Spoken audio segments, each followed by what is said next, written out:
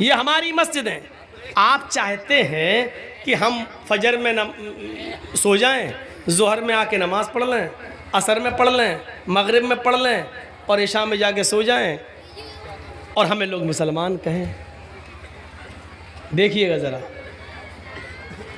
आप चाहते हैं कि एक आध अच्छा काम कर लें, लोग हमें मुसलमान कहें।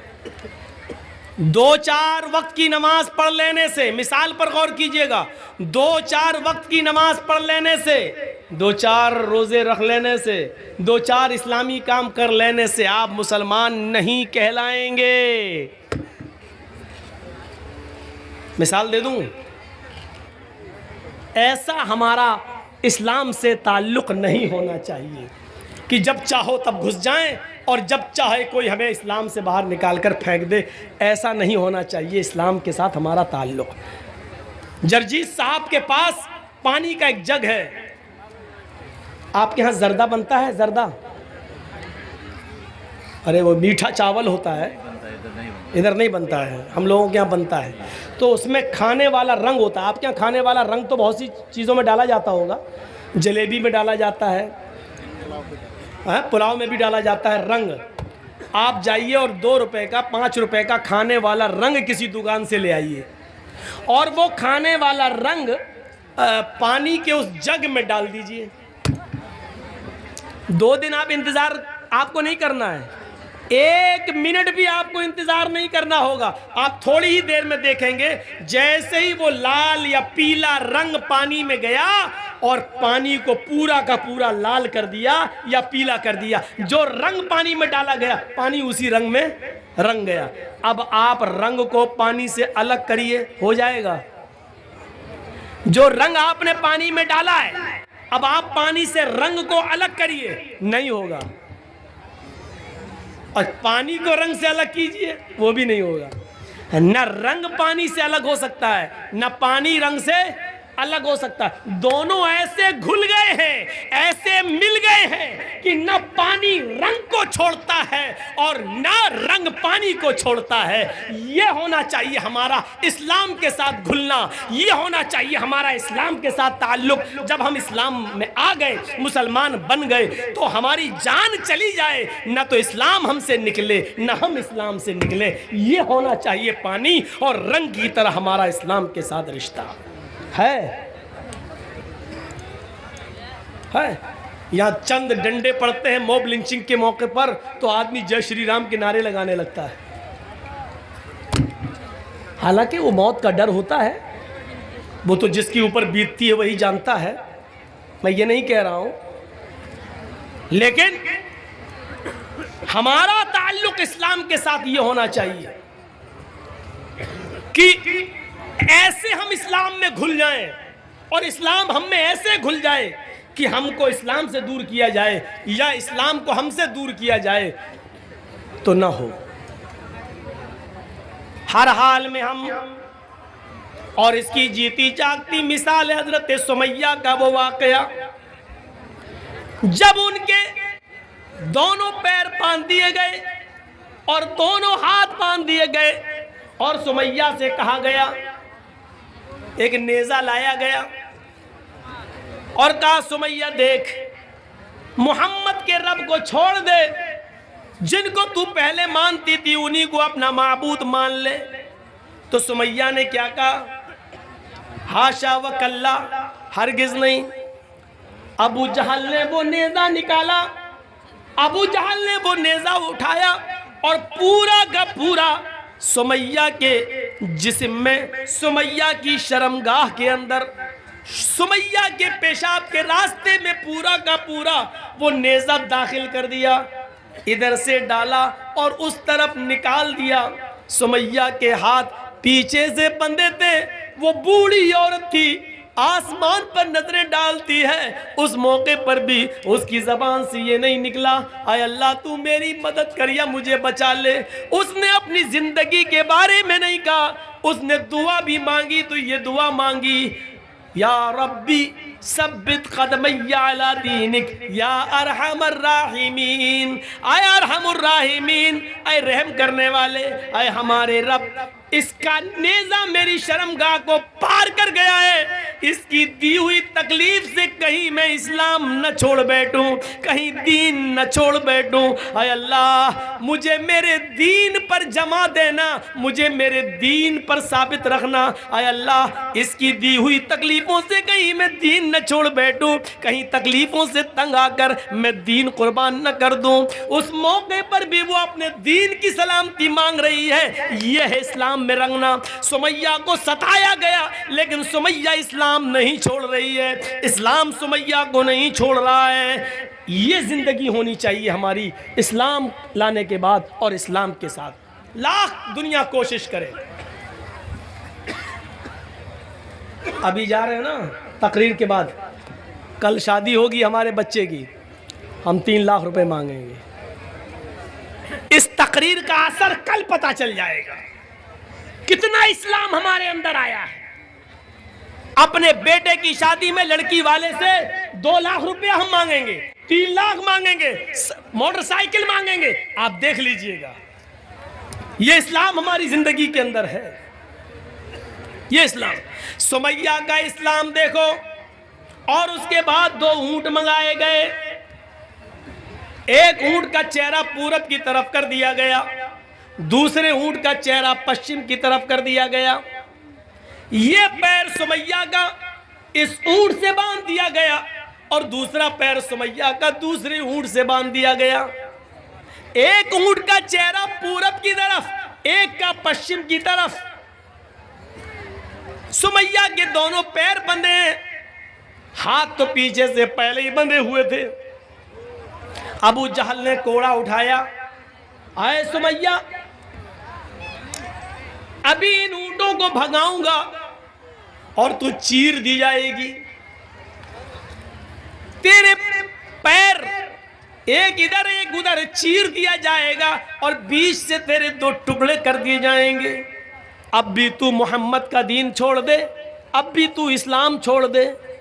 सुमैया नजरें आसमान पे डाल के कहती है, अय अबू जहल, मुझे पागल समझ रखा है क्या? इस्लाम में कैसे घुल गई थी। ये देखिए मंजर, इस्लाम में कैसे घुली हुई थी वो। कहती है, अय सुमैया,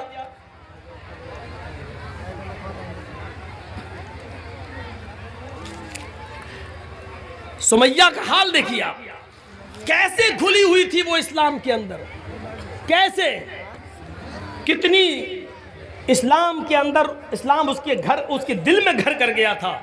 सुमैया क्या कहती है, अय अबू जहल, वो देख। अबू जहल ने कहा, क्या? कहा तुझे नहीं दिख रहा है? कहा नहीं।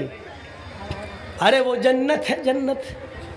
आए अबू जहल, क्या जन्नत देखकर भी कोई पलट सकता है? आए अबू जहल, जो जन्नत मैं देख रही हूं और जिस जन्नत की खुशबू मेरी नाक तक आ रही है, उसको तू महसूस नहीं कर रहा है, वो तेरी नाक तक नहीं आ रही है। आए अबू जहल, कोड़ा तेरे हाथ में है, जल्दी मार। अबू जहल कहता है, सुमैया, तुझे अपनी मौत का डर नहीं है? सुमैया मुस्कुरा के कहती है, अबू जहल, जल्दी मारना इन ऊँटों को, जल्दी भगा इन ऊँटों को। जितनी देर तू इन ऊँटों को भगाने में लगा रहा है, कसम है काबे के रब की, उतनी देर मुझे जन्नत में जाने में लग रही है। इस मंजर को देखकर आप क्या कहेंगे मेरे भाइयों? वो कैसे इस्लाम के अंदर रच गई थी, बस गई थी, कैसे, क्या चीज थी उसके अंदर जो इस्लाम उसके अंदर घर कर गया था। इस तकलीफ को देखकर भी वो पलटी नहीं, घूमी नहीं, और अबू जहल ने गुस्से में ऊंटों को भगा दिया। इब्ने साद के अल्फाज हैं तबकात के अंदर कि सुमैया के बीच से 2 टुकड़े हो गए, सर बच गया, यहां से एक जिस्म का हिस्सा अलग हो गया और एक हिस्सा सर के साथ बच गया। लेकिन मरते वक्त सुमैया के चेहरे पे मुस्कुराहट बाकी थी। अबू जहल ने पत्थर उठाकर अपने सर पे मारना शुरू कर दिया। लोगों ने कहा, ये क्या कर रहे हो, पागल हो गए हो? कहता, हाँ मैं पागल हो गया हूँ। सुमैया का सब कुछ छीना, उसकी जान तक छीनी, उसको मौत के घाट भी उतारा, लेकिन फिर भी सुमैया जीत गई, मैं हार गया। मरते वक्त भी मुस्कुरा रही है, देखो मुझे चिढ़ा रही है। मरते वक्त भी वो बिल्कुल बिल्कुल बस मुर्दा नहीं हुई, मरते वक्त भी हंसते हुए मरी। उसने तो मुझे ललकार दिया है, अपनी जान हंसते हुए दे दी है। दुनिया क्या कहेगी? आने वाले दिनों में मैंने जुल्म भी किया तो एक बूढ़ी औरत के ऊपर जुल्म किया। मैंने जिस बूढ़ी औरत पे जुल्म किया, अबू जाल उसकी हंसी और उसकी मुस्कुराहट भी नहीं छीन सका। मेरे प्यारे साथियों, ये ईमान था जो सुमैया के अंदर, ये इस्लाम था जो सुमैया के अंदर घुल गया था। एक आज हमारा इस्लाम है जो जलसों के बाद अभी पता चल जाएगा, यहाँ से निकलेंगे और जाएंगे उसी वक्त हमें पता चल जाएगा कि हमारा इस्लाम क्या है। मेरे प्यारे साथियों, उदखुलू फिस्सिल्मी काफ़ा, जब इस्लाम के अंदर दाखिल हुए ही हो तो पूरे के पूरे दाखिल हो जाओ। कुरान कहता है या अय्युहल्लज़ीना आमनू ला तुल्हिकुम अमवालुकुम वला औलादुकुम अन ज़िक्रिल्लाह व मन यफ़अल ज़ालिका फ़उलाइका हुमुल ख़ासिरून। ईमानो वालो, तुम्हें तुम्हारे माल और तुम्हें तुम्हारी औलादें कहीं अल्लाह के जिक्र से गाफिल न कर दे। जो ऐसा करेगा वो बहुत बड़ा नुकसान उठाएगा। वअन्फ़िक़ू मिम्मा रज़क़नाकुम मिन क़ब्लि अन यातिय अहदकुमुल मौत फ़यक़ूल रब्बि लौला अख़्ख़रतनी इला अजलिन क़रीब फ़असद्दक़ व अकुम मिनस्सालिहीन। मौत के वक्त आदमी की जो तमन्ना होती है, मौत के वक्त आदमी की जो ख्वाहिश होती है, वो कुरान पेश कर रहा है। क्या कहेगा? अल्लाह कहता है उस मौत के आने से पहले अल्लाह के राह में खर्च कर दो। वअन्फ़िक़ू मिम्मा रज़क़नाकुम, अल्लाह ने हमने तुम्हें जो रिज़्क़ दिया है उसमें से खर्च करो। उस मौत के आने से पहले अय्याती अहदकुमुल मौत, उस मौत के आने से पहले कि जब तुम में से किसी को आए, फ़यक़ूल, और उस वक्त जब फरिश्ते को वो अपनी आंखों से देख ले कि ये मेरी रूह कब्ज़ करने आया, तो चीख पड़े फ़असद्दक़ व अकुम मिनस्सालिहीन, मुझे थोड़ी सी मोहलत और मिल जाती, मैं सदका और खैरात कर लेता। लौला अख़्ख़रतनी इला अजलिन क़रीब, मुझे थोड़ी सी मोहलत मिल जाए, 1 घंटे का टाइम दे दे ऐ मलकुल मौत, 1 घंटे का टाइम दे दे। मैं ICICI बैंक तक जाऊंगा, मैं स्टेट बैंक तक जाऊंगा, मेरे पास 1 करोड़ रुपया रखा है, 50 लाख अपनी औलाद को देता हूँ, 50 लाख अल्लाह की राह में खर्च कर देता हूँ। मुझे 1 दिन की मोहलत दे दे, ज़मीन के फला फला कोने में हमारा माल गड़ा है, उसको निकाल कर हम राह खुदा में हम खर्च कर देते हैं। थोड़ी सी मोहलत दे दे, फ़असद्दक़ा, सदका करने का टाइम दे दे, खैरात करने का टाइम दे दे, मदरसों में ज़कात देने का टाइम दे दे। 1 दिन की मोहलत दे दे, 2 दिन की मोहलत दे दे, ताकि मैं सदका और खैरात कर लूँ, मरते वक्त आखिरी वक्त में मैं नेक लोगों में हो जाऊँ। आवाज़ आएगी, नहीं नहीं, हरगिज़ मोहलत नहीं दी जाएगी। वलन युअख़्खिरल्लाहु नफ्सन इज़ा जाअ अजलुहा, जब किसी की मौत का वक्त आ जाता है, जब किसी का फिक्स टाइम आ जाता है, तो अब उसको मोहलत नहीं दी जाती है, हरगिज़ नहीं। अल्लाह लालची नहीं है, अब 50 लाख के लिए, 1 करोड़ के लिए तुझे 1 दिन की मोहलत दे देगा। नहीं नहीं, अब तेरी मौत का वक्त आ चुका है, अब तुझे मोहलत नहीं दी जाएगी, बिल्कुल नहीं। मेरे प्यारे साथियों, मोहलत मिल चुकी है और अभी मिल रही है, कोई भरोसा नहीं है मौत का, उससे पहले खर्च कर लो, सदका दे दो, खैरात कर लो, जो चीज़ तुम्हें करना कर लो। अभी जो तुम दे दोगे वही तुम्हारा है, जो खर्च कर लिया वही आपका है। जो आपके पास है वो आपका नहीं है, जो आपके पास है वो आपका नहीं है, जो खर्च कर चुके हो अल्लाह की राह में वो आपका है।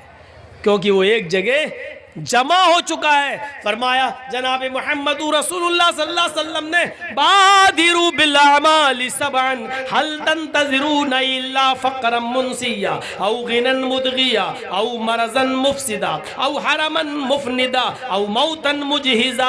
7 चीज़ों के आने से पहले नेक अमाल में जल्दी करो। 7 चीज़ों के जाहिर होने से पहले नेक अमाल में जल्दी करो।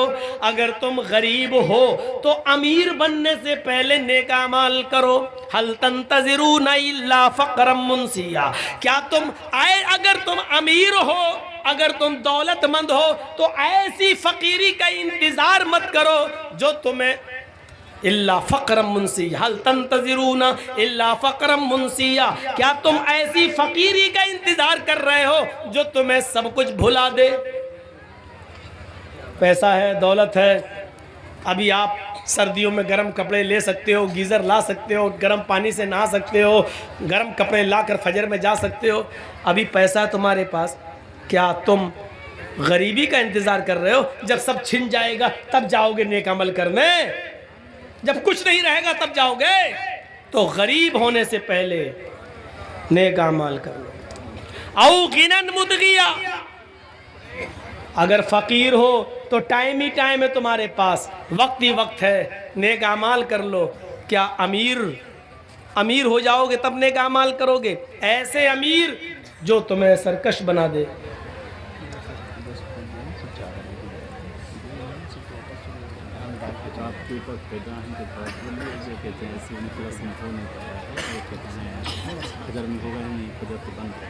इसलिए मसला हो गया, तो क्या करें? खास करके गाँव के जो क्या करें? और कुछ लोग हैं उनको बोलते हैं खास करके।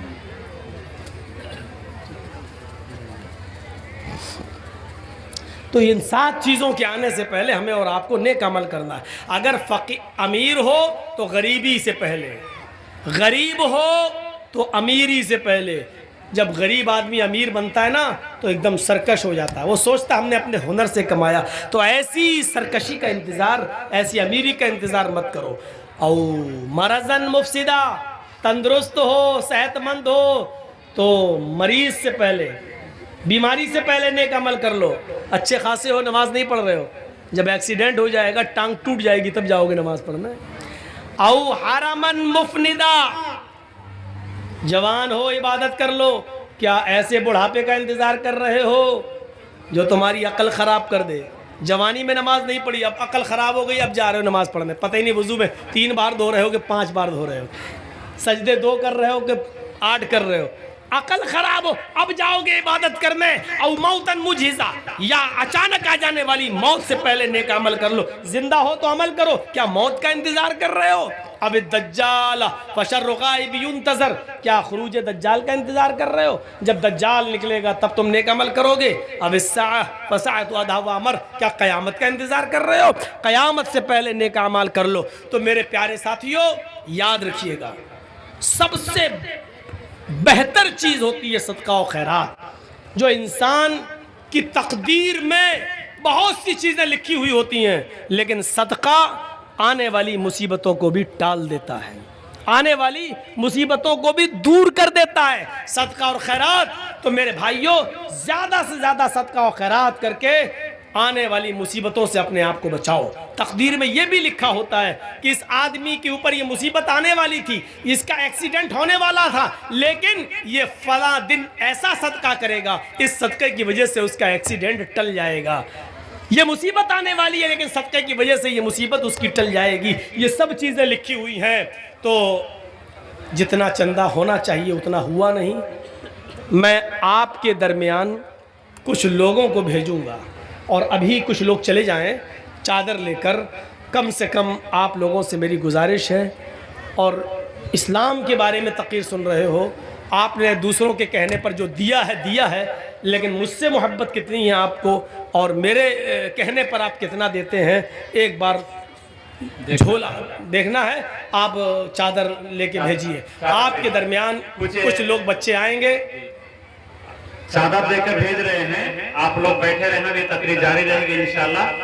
और मैं चंद अहबाब का नाम लेता हूं जिसका नाम इससे पहले भी लिया जा चुका है। मैं हमारे हर दिल अजीज अब्दुल सुभान साहब से गुजारिश करूंगा, हमारे इसी डाइस पर यानी स्टेज पर ही मौजूद हैं, आप मौलाना जर्जीस साहब से मुलाकात करें और अपना खुसूसी ताउन जो आप देना चाह रहे हैं, लिखाना चाह रहे हैं, आप पेश करें। इसी तरह मैं फजीलतुल शेख मौलाना जर्जीस साहब के हर दिल अजीज चहेते डॉक्टर आलमगीर साहब से गुजारिश करता हूं कि आप अपने ताउन फजीलतुल शेख जर्जीस साहब के हाथ में दें। इसी तरह मैं जनाब शरीफुल हक बालूगोला से गुजारिश करूंगा, आप स्टेज पर थे, अभी यहाँ भी हैं, आपसे गुजारिश आप स्टेज में आए। इसी तरह हमारे पूर्व मुखिया सदाकत अली से भी गुजारिश करता हूँ कि आप स्टेज में आए। इसी तरह हाजी खलीलुर रहमान साहब और जितने भी गांव के मास्टर हजरात हैं तमाम से गुजारिश करता हूँ कि आप वक्त की नजाकत को देखें, वक्त बहुत ही कम है। आपसे गुजारिश बेला ताखीर आप अपनी कीमती ताउन फजीलतुल शेख मौलाना जर्जीस साहब के हाथ में देकर सवाब दारैन हासिल करें। तो मैं अर्ज़ ये कर रहा था कि इन 7 चीज़ों के आने से पहले हमें नेक अमाल करना चाहिए।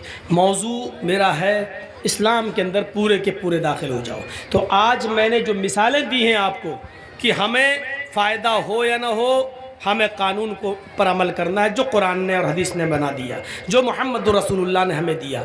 दूसरी चीज़ हमने ये बताई कि चंद पत्ते बिजली के खंबे पर अगर गिर जाएं तो बिजली का खंबा आम का पेड़ नहीं हो सकता। उसी तरीके से चंद इबादतें कर लेने की वजह से हम पूरे मुसलमान नहीं हो सकते हैं। हमें पूरे के पूरे मुसलमान होना है और इस्लाम के अंदर हमें पूरा का पूरा दाखिल होना है। और तीसरी चीज़ हमने ये बताई, इस्लाम के अंदर हम ऐसे घुल जाएं जैसे पानी के अंदर रंग घुल जाता है, फिर रंग को पानी से निकाला जाए या पानी को रंग से निकाला जाए तो दोनों एक दूसरे से अलग नहीं हो सकते हैं। इसी तरीके से इस्लाम हमसे निकाला जाए या हमसे इस्लाम को दूर किया जाए तो हमारी जान चली जाए, लेकिन इस्लाम हमसे न जाए। तो ये चीज़ हमारे अंदर होनी चाहिए। इस्लाम अपनी बहुत सी खूबियों की वजह से मशहूर है जो दूसरे मज़ाहिब के अंदर नहीं है। आप देखिए, इस्लाम हमें बराबरी का सबक देता है, इस्लाम हमें मसावात का दर्स देता है। आप दुनिया के किसी भी जगह चले जाइए, आप यहाँ तक के मंदिरों में भी चले जाइए तो वहाँ पर पहले ब्राह्मण आएगा, फिर क्षत्रिय आएगा, फिर वैश्य आएगा, फिर शूद्र आएगा। एक साथ पूजा करने की ब्राह्मण और शूद्र एक साथ पूजा नहीं कर सकता है। आप किसी भी मंदिर का आप जायजा लेकर देख लीजिए। ट्रेन में आप चले जाइए, आपकी अपनी सीट, लेकिन ऐसे बहुत से लोग मिल जाएंगे जो आपको आपकी सीट से उठा देंगे, चलिए हटो हम बैठेंगे, जबरदस्ती घुस जाएंगे। इस स्टेज पर भी आप किसी को भी उठा सकते हैं और किसी को भी बिठा सकते हैं, लेकिन मसावात का दर्स इस्लाम ने ऐसे दिया है कि अगर आप मस्जिद में नमाज पढ़ने के लिए गए और आप बहुत गरीब हैं, लेकिन आप अगली सफ में अगर बैठ गए और अगली सफ भर गई तो आपको इस मुल्क का बादशाह अगर मुसलमान हो जाए या सऊदी अरब का बादशाह जो मुसलमान है अगर वो भी जाए तो अगली सफ से किसी गरीब को अगर हटाना चाहे तो बादशाह का बाप भी उसको अगली सफ से नहीं हटा सकता है। उस गरीब आदमी को जो अगली सफ में बैठ गया है उसको कोई नहीं हटा सकता है। अब बादशाह को जहां जगह मिलेगी वहीं उसको नमाज पढ़ना पड़ेगी। ये इस्लाम ने हक दिया है। तुम अपने घर में किसी को भगा सकते हो, अपने घर में किसी को उठा सकते हो, अपनी पंचायतों से उठा सकते हो। ये मस्जिद हमारा घर है और हमारे घर में आए हुए सब बराबर हैं, फकीर भी और अमीर भी, गरीब भी और बादशाह भी। लिहाजा जो पहले आया अगली सफ में बैठ गया उसको भी ज्यादा सवाब लेने का हक है और बादशाह भी उसको अगली सफ से हटाने का पावर नहीं रखता है। ये मसावात का दर्स अगर मिलेगा तो इस्लाम के अंदर मिलेगा। हजरत उमर फारूक जब यरूशलेम जा रहे थे और यरूशलेम से बैतुल मुक़द्दस तक जब ऊंट का सफर कर रहे थे तो ऊंट के ऊपर कुछ सामान लदा हुआ था, इसलिए ऊंट के ऊपर एक ही आदमी बैठ सकता था। सामान लदा हुआ था, एक ही आदमी बैठ सकता था। तो हजरत उमर ने यह कानून बना दिया, बैतुल मुक़द्दस तक जाते हुए 1 मील तुम पैदल चलोगे, मैं ऊंट पर बैठूंगा, फिर 1 मील मैं पैदल चलूंगा, तुम ऊंट के ऊपर बैठोगे। तो एक बार हजरत उमर बैठते तो उनका गुलाम ऊंट की लगाम पकड़ता। 1 मील के बाद फिर हजरत उमर ऊंटनी की लगाम पकड़ते और उनका गुलाम बैठता। ऐसे होते होते जब बैतुल मुकद्दस आ गया, सामने दिखने लगा, उस वक्त हजरत उमर फारूक की बारी आ गई कि तुमको ऊंट की लगाम पकड़ना पड़ेगी, और गुलाम की बारी आ गई कि उनको ऊंट पर बैठना है। गुलाम कहने लगा, अमीरुल मोमिनीन, अगर इस वक्त आप ऊंटनी की लगाम पकड़ेंगे तो आपकी इज्जत का जनाजा निकल जाएगा, कचरा निकल जाएगा। मैं आपका गुलाम हूं, आप बैठे रहिए, मैं ऊंटनी की लगाम मैं ही पकड़ता हूं। हजरत उमर फारूक ऊंट से कूद गए, नीचे आ गए और गुलाम से कहा तुम बैठो, मैं तुम्हारी वजह से, मैं बेइज्जती की वजह से, इस जनाजा निकल रहा मेरी इज्जत का कचरा, इस वजह से मैं इस्लाम के इंसाफ का मर्डर नहीं करूंगा, मसावात का मर्डर नहीं करूंगा, समानता का मर्डर नहीं करूंगा। बैठो। अपने गुलाम को बिठाया। हजरत उमर ऊंट की लगाम पकड़ के चल रहे हैं। हजरत उमर ऊंट की लगाम पकड़ के चल रहे हैं। वहां कुछ यहूदी खड़े हैं, कह रहे हैं लोगों से कि आए मुसलमानों, क्या तुम्हारा अमीरुल मोमिनीन वो है जो ऊंट के ऊपर बैठा हुआ है? और मुसलमान बैतुल मुकद्दस के पास जवाब देते हैं, नहीं नहीं, मेरा अमीरुल मोमिनीन तो वो है जो ऊंटनी की लगाम पकड़ के चल रहा है, और वो जो ऊंट के ऊपर सवार है वो तो उसका गुलाम है। उसके बैठने की बारी आई तो हजरत उमर फारूक ने उस बारी को कबूल नहीं किया और ऊंटनी की लगाम पकड़ना ही गवारा किया, लेकिन उस गुलाम को नीचे उतार कर उससे ऊंट की लगाम पकड़वाना गवारा नहीं किया। ये हजरत उमर है जो ऊंट की लगाम को पकड़े हुए हैं। इस मंजर को देखकर बहुत से यहूदी कलमा पढ़ रहे थे, अशहदु अल्ला इलाहा इल्लल्लाह व अशहदु अन्ना मुहम्मदन अब्दुहु व रसूलुहु। मेरे प्यारे साथियों, इस्लाम के अंदर पूरे के पूरे दाखिल होने का मतलब ये है कि ये समानता भी दिखलाना पड़ेगी, ये बराबरी भी दिखलाना पड़ेगी। हाँ, तकवा भी अपने और अपने अकरबा के साथ इंसाफ भी करना पड़ेगा। मुल्क शाम हजरत उमर फारूक का बेटा गया हुआ था, एक जिहाद में जाना था, लेकिन वहां खजूर के पानी को जो सड़ गया था और नबीज उसमें किसी तरह नशा आ गया था, उसने वो पी लिया। हजरत उमर फारूक के बेटे ने पी लिया। पीने के बाद उमर फारूक के बेटे को नशा आ गया। वो समझे कि ये खजूर का सड़ा हुआ पानी है, इसमें नशा नहीं है। पी गए। पीने के बाद पता चला कि ये तो नशे वाली चीज थी, लेकिन लोगों में मशहूर हो गया उमर फारूक के बेटे ने नशा किया है। वो अमर इब्ने आस के पास आए और कहा कि मैंने नबीज पी ली थी, मुझे कोड़े मारे जाएं। हजरत अमर इब्ने आस ने उनको 40 कोड़े मार दिए। 40 कोड़े जब पड़ गए तो हजरत उमर फारूक को मदीने में जब पता चला कि मेरे बेटे को 40 कोड़े मारे गए, उसने नशा कर लिया था, तो एक घोड़ा भेजा, स्पेशल घोड़ा, और अमर इब्ने आस को एक लेटर लिखा, गवर्नर साहब मेरे बेटे को इस घोड़े पर बिठा के वापस कर दो और मदीने में भेजो। जब अमर इब्ने आस ने उमर फारूक के बेटे को मदीना में वापस करके भेजा तो बेटा सोच रहा था कि मेरे बाप खुश होंगे। बाप ने उनको घर में उनकी माँ से नहीं मिलने दिया। कहा बेटे इधर आओ, इधर खड़े हो जाओ, मैंने सुना है कि तुमने मुल्क शाम के अंदर नबीज पी ली थी जिसमें नशा आ गया था। बेटे ने कहा हाँ। कहा फिर तुम्हें सजा मिलनी चाहिए 40 कोड़ों की। कहा मेरे अब्बू वो तो मुझे अमर इब्ने आस ने 40 कोड़े मार दिए, मेरे पीठ पे पड़ गए हैं, मैं आपका बेटा हूँ, बेइंसाफी कैसे कर सकता हूँ? 40 कोड़ों की सजा तो मैंने मुल्क शाम में अपने ऊपर खा ली। हजरत उमर ने कहा नहीं बेटे, वो सजा नहीं मानी जाएगी, सजा वो होगी जो मैं तुम्हें दूंगा। फिर 4 जल्लाद मुतय्यन किए और चारों के हाथ में एक एक कोड़ा दे दिया और एक जल्लाद से कहा 10 कोड़े मार के तुम हट जाना, फिर दूसरा जल्लाद मारेगा। दूसरे से कहा 10 कोड़े तुम मार के हट जाना, फिर तीसरा मारेगा, ताकि जो कोड़ों की सख्ती बराबर रहे। और कोई थक न जाए, इसलिए एक आदमी 40 कोड़े नहीं मारेगा, बल्कि 4 जल्लाद जोर जोर से 40 कोड़े मारेंगे। जब 40 कोड़े पड़ गए तो बेटे ने कहा, अब्बू क्या ये बेइंसाफी नहीं है कि 40 कोड़े मैंने मुल्क शाम में खाए, फिर यहाँ आने के बाद भी मुझे 40 कोड़े मारे गए, आखिर फिर मुझे वहाँ मुल्क शाम में क्यों मारे गए? वो कोड़ों का क्या होगा जो मैंने वहाँ खाया?